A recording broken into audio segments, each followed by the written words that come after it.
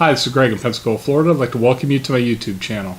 Tonight is a review of Expansion Set 1 and 2 of the Dragonlock 3D Dungeon Terrain System. I did a original video on the base set that you get for Dragonlock, and I think I did talked a little bit about these in my last Made with MakerGear videos, which was Expansion Set 1. So we'll kind of briefly go over Expansion Set 1, then I'll hold these build plates up because I left everything on the build plate. It's just easier to move around for the video, and show you Expansion Set 2 and what you're going to get. So again, Expansion Set 1 is 1, 2, 3, 4, 5, 6, 7, 8, 9. You got 9 pieces in there, and you'll see 2 different color filaments, 2 different color silvers right here. So the lighter silver, this is the eSun PLA Plus. I print this at 195 degrees Celsius, and you know, I ran out, so those are the last 2 pieces I had, that I had enough to actually do anything with. And so you got a 2x4, and then you have this corridor with pillar attached to it. So I'll hold that up there so you can see that. All this is printed at 0.2. The original set I did at 0.1, and honestly, there's no reason to take the extra time or the filament. I mean, at every piece on this table is printed at 0.2 millimeter. And it's perfectly fine for sitting down there on the table. There's no problems with this stuff at all. The rest of this was printed with Hatchbox Silver PLA, and I really like this color. It's got a nice silvery color to it, and the details really pop on these pieces. So if you take a look, and again, the underside prints perfectly, smooth, clean. I had no extrusion problems. Again, I print this at 195 degrees C also. And this is your standard Hatchbox Silver PLA. And of course, you can't find it anywhere on the internet right now. It seems like everybody bought up all the Silver PLA. Matter Hackers does have it. If you watch my 10K subscriber win video, I do show you that I did get some silver filament from Matter Hackers, their Pro filament. So I'm going to try that out and print some of this stuff in that too. But for right here, this is the narrow hallway. This right here is your hidden door. So this prints in 2 pieces. You've got the peg that prints right there, and it does have a reference notch on it. And then if you look underneath here, you can see the reference hole. And so these sit up just like that. And then when your characters go through, if they discover the hidden door, you can twist it, to show that the hidden door is there. So that's a really cool piece, and it prints, just like that. This right here is a rubble pile. So you can take this and put this on a tile itself. So if you have a collapse and you print a bunch of these out, it'll sit right there in a 2x2 space on there. So it shows it's either difficult terrain or maybe some blocking terrain. And then there's one more tile, and that tile is right here. This is that same piece of rubble texture, but it's actually on a 2x2 tile. So if you're building your dungeon and you want to, put this pre-cave in that it's already happened, you can print out a bunch of these tiles and use them. So that's Expansion Set 1. These pieces look great. You've got your crumbling wall. So if you put the 2 of them side by side together, it's going to look like that. That's your tower right there.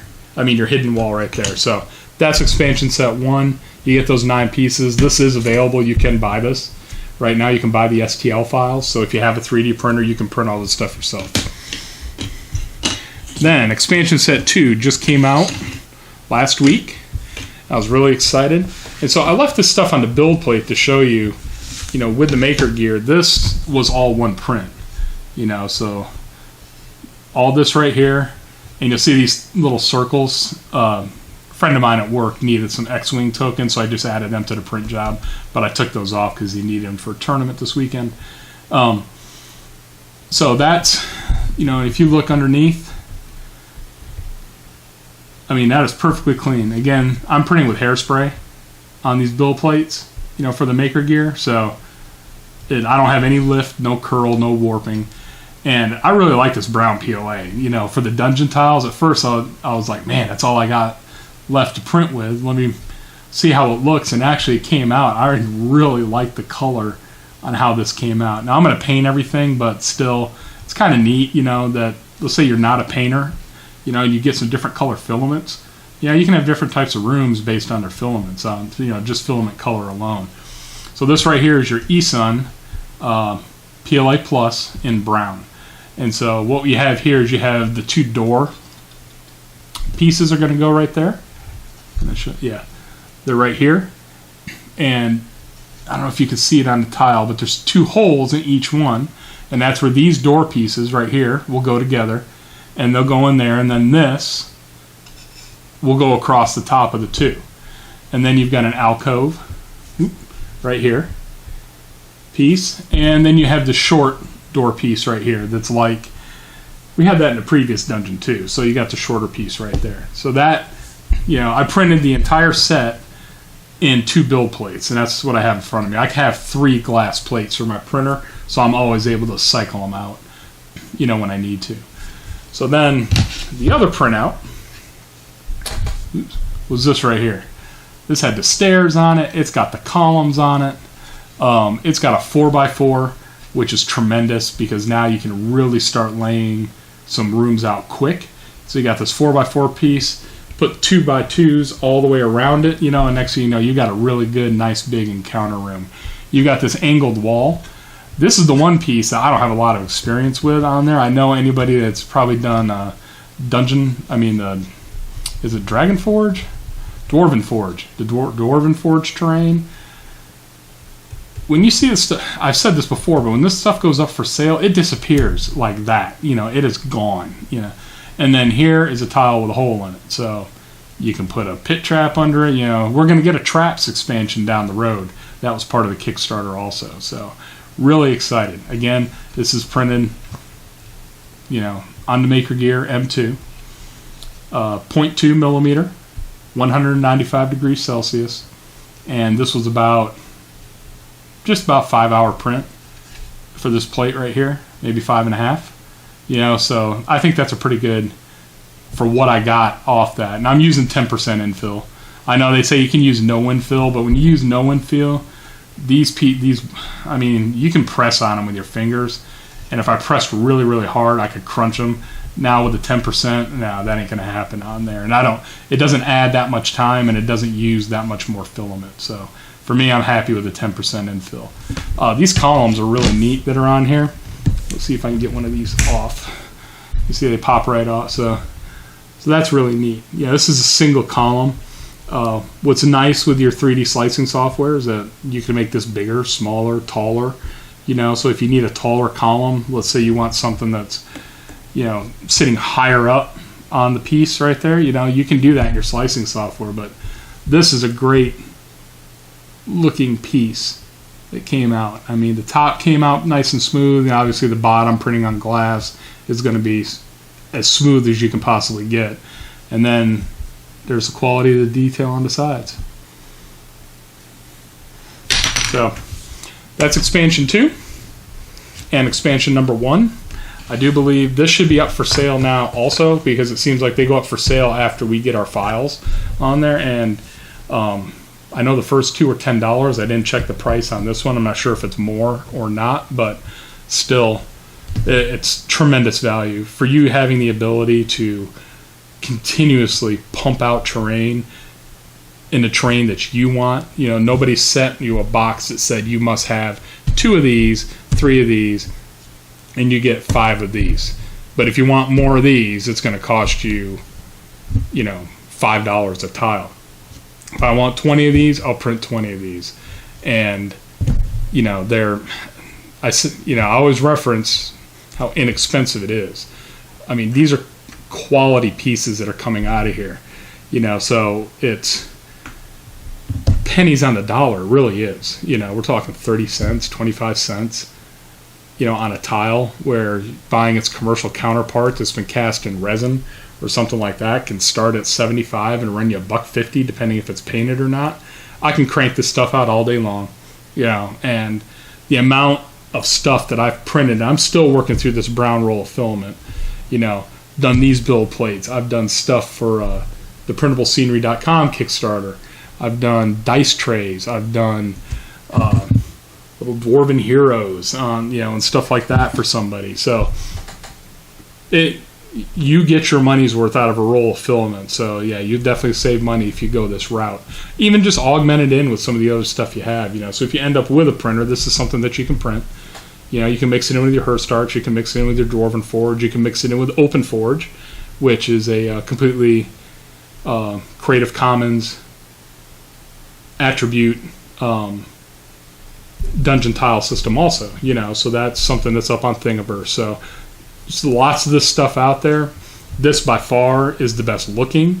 You know, whoever they have that's doing their 3D modeling and art, you know, for these, I'm super jealous because these are really nice and they look really, really good. And I'm super envious because that's what I would like to be able to do. You know, so maybe down in the future, but for right now, you can't beat the price on there. Buy the STL files if you have a printer. If you're thinking of getting a printer later, maybe start collecting your STL files now. It doesn't hurt. You know, you can load them up in a freeware slicer, see what they look like, mess around with them in Mesh Mixer and stuff like that.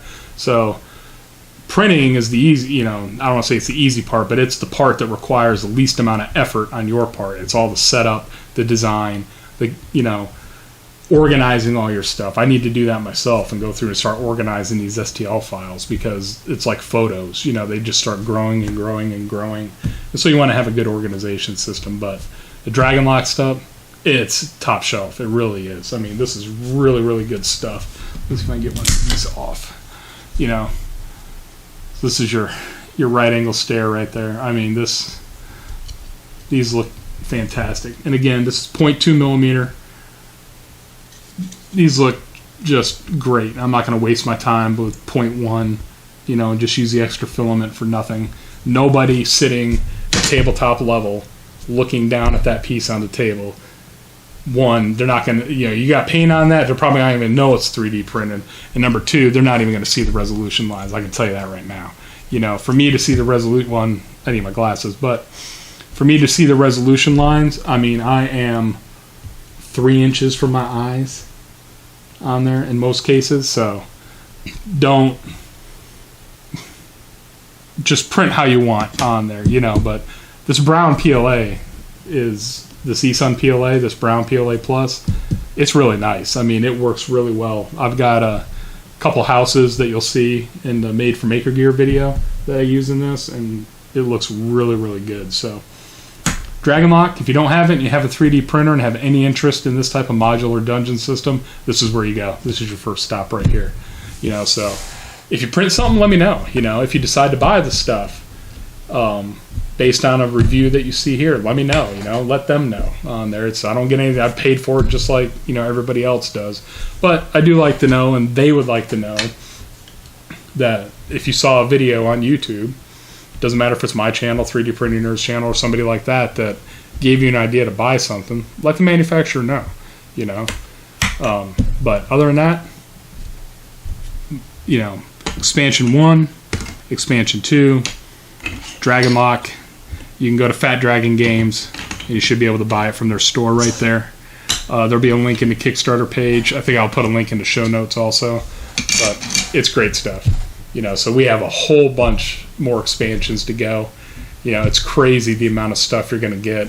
They've got more Kickstarters coming into works. There's Modular Town coming, you know, so this is the time to own a 3D printer. It really is. You know, get your printer, get your feet wet. And so if you didn't see the 10K winner video, I won a 3D printer.